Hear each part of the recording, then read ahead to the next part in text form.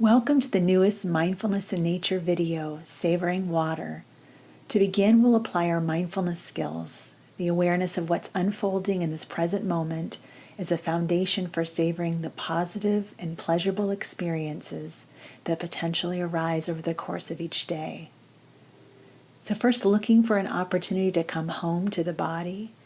You might play with directing attention to one aspect of your physical experience, such as the position of the feet or how the back or legs may be supported by a chair, or perhaps noting information you're receiving through one of the sense doorways, such as the sound of my voice. And then gradually shifting your attention to the images and accompanying sounds that will soon appear. For the rest of this Mindfulness in Nature video, simply observing your experience of what you see and hear and noting any reactions that might arise.